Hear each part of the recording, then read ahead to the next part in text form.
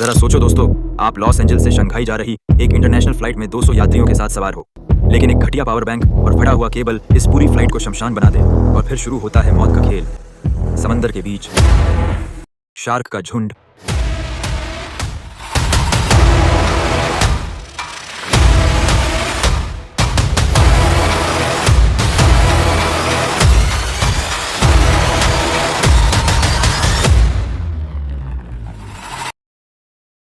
इस भयानक हवाई हादसे के पीछे की असली कहानी शुरू होती है इस पूरे फसाद की जड़ यानी कर्ली घुंघराले बालों वाले लड़के से। जब वो एयरपोर्ट के गेट पर खड़ा था कि टैबलेट की बैटरी खत्म होने पर उसने एक घटिया सस्ता पावर बैंक निकाला। उसकी केबल कटी फटी थी जिससे उसे एक छोटा सा करंट भी लगा। हड़बड़ी और गुस्से में कर्ली ने अपने टैबलेट और पावर बैंक को सूटकेस में ठूंस दिया। सामान चेक इन करते वक्त जिस सुरक्षाकर्मी का काम प्रतिबंधित चीजों की जांच करना था वो रिले देखने में बिजी था और उसने कंप्यूटर की वार्निंग स्क्रीन को नजरअंदाज कर दिया। इस तरह एक खतरनाक सूटकेस बिना किसी रोक टोक के कंटेनर में लॉड होकर प्लेन के कार्गो होल्ड में पहुंच गया।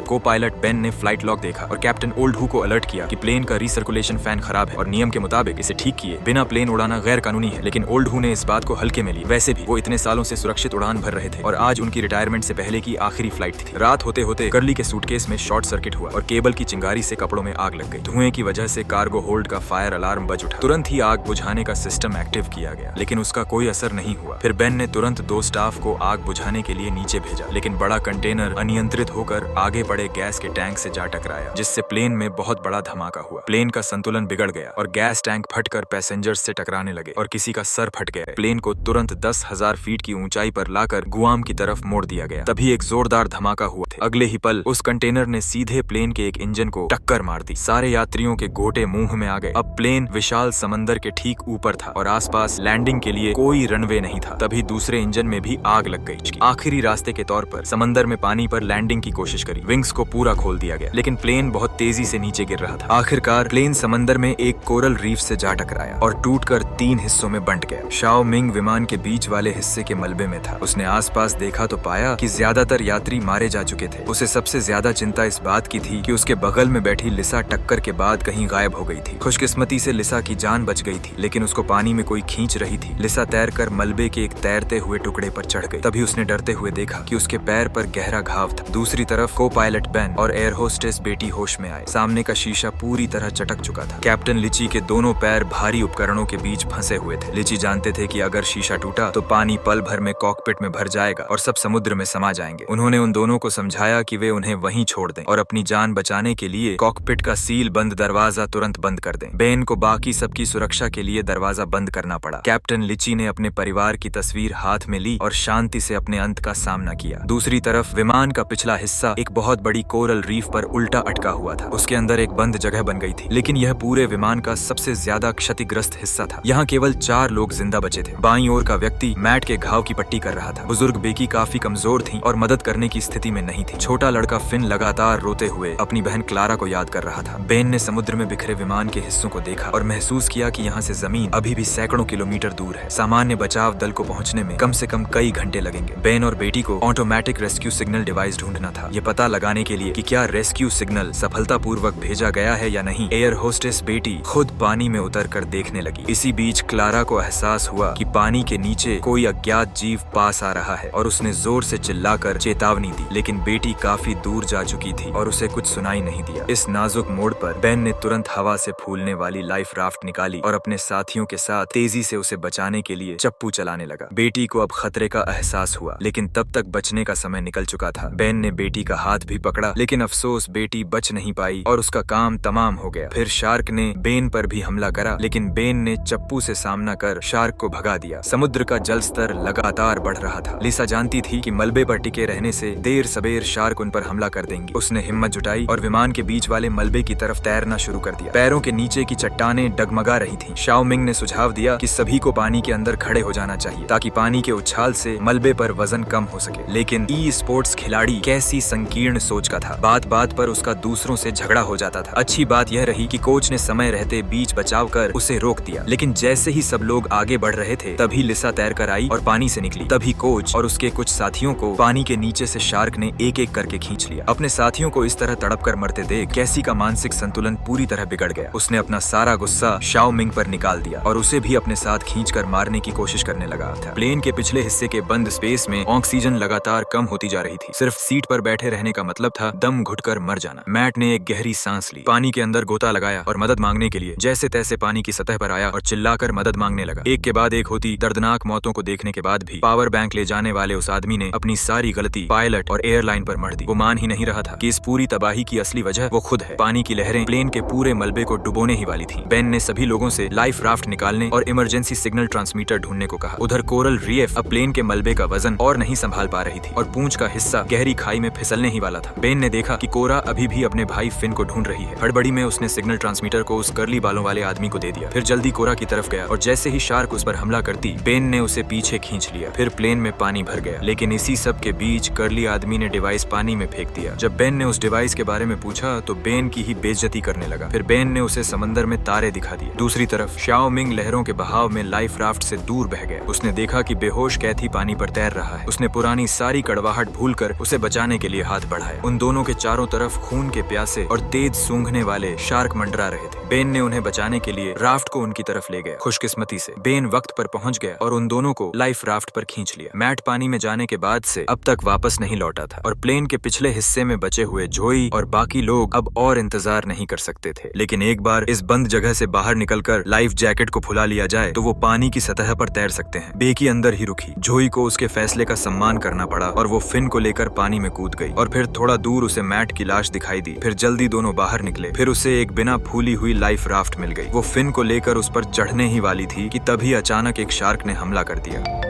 जोई किसी तरह बच तो गई, लेकिन उसकी जांघ पर गहरा घाव हो गया और खून बहुत ज्यादा बहने लगा। रात हो चुकी थी। रेस्क्यू हेलीकॉप्टर ने क्रैश वाली जगह को लोकेट कर लिया था। पास के ही एक चाइनीज फिशिंग बोट को मदद का मैसेज मिला। बोट के कैप्टन ने तुरंत अपना मछली पकड़ने का काम रोका और तेजी से हादसे वाली जगह की तरफ बढ़े। समुद्र में बचे हुए लोग पूरी तरह उम्मीद खो चुके थे। तभी अचानक हेलीकॉप्टर की गड़गड़ाहट सुनाई दी। फ्लेयर गन के उजाले ने पूरे समंदर को रोशन कर दिया। सबके मन में बचने की उम्मीद जाग उठी। रेस्क्यू करने वाला टीम मेंबर रस्सी के सहारे पानी की सतह तक उतरा। सर्वाइवर्स चिल्ला चिल्लाकर खतरे की चेतावनी दे रहे थे, लेकिन पायलट उस इशारे को समझ नहीं पाया। हेलीकॉप्टर अचानक क्रैश होकर समंदर में गिर गया। उसकी बड़ी लहरों ने लाइफ राफ्ट को पलट दिया। उस अफरा तफरी में जिस आदमी ने यह पूरी मुसीबत खड़ी की थी उसे उसके साथियों ने राफ्ट पर खींच लिया, लेकिन उसने बदले में एक औरत को पानी में धक्का दे दिया। चाइनीज फिशिंग बोट बेन के छोड़े हुए सिग्नल फ्लेयर का पीछा करते हुए ठीक वक्त पर वहां पहुंच गई। जब बेन ने देखा कि छोटी बच्ची कोरा गायब थी, विशाल लहरों ने उसे प्लेन के मलबे के पास धकेल दिया था। चारों तरफ मंडराते शार्कों की परवाह किए बिना बेन तुरंत उसे बचाने के लिए समंदर में कूद गया। पानी की सतह पर कई मृतकों के शव तैर रहे थे, इसलिए शार्कों ने तुरंत हमला नहीं किया। इतनी छोटी उम्र में अपने करीबियों को खोने का सदमा कोरा बर्दाश्त नहीं कर पा रही थी। बेन उसे लेकर फिशिंग बोट की तरफ तैरने लगा। समंदर से लाशें धीरे धीरे गायब हो रही थीं। शार्कों ने फिर से शिकार करना शुरू कर दिया था। जब एक शार्क ने कोरा पर हमला किया तो बेन ने फ्लेयर गन सीधा शार्क के मुंह में छोड़ दिया। कैप्टन ने तुरंत हुक्म दिया कि बोट में पकड़ी हुई सारी मछलियां समंदर में डाल दी जाएं। शार्कों का ध्यान बांट दिया। मछलियों के झुंड ने शार्कों का ध्यान बांट दिया। इतनी बड़ी मुसीबत खड़ी करने वाला वो आदमी किसी तरह बच तो गया था, लेकिन आखिरकार एक शार्क ने उस पर हमला कर ही दिया। उसे अपने स्वार्थ और नियमों को तोड़ने की कीमत चुकानी पड़ी। बचे हुए सभी लोगों को चाइनीज मछुआरों ने बचा लिया और आखिरकार उनकी जान बच गई। कोरा अकेली बोट के आगे खड़ी थी और अभी भी उम्मीद कर रही थी कि उसका भाई फिन जिंदा होगा। बेन जब उसे दिलासा देने के लिए आगे बढ़ा तभी दूर से एक लाइफ राफ्ट तैरती हुई आई। जोई अपनी गंभीर चोटों के बावजूद जिंदा बच गई थी। उसने वाटरप्रूफ मैट को हटाया तो अंदर फिन बिल्कुल सही सलामत सो रहा था।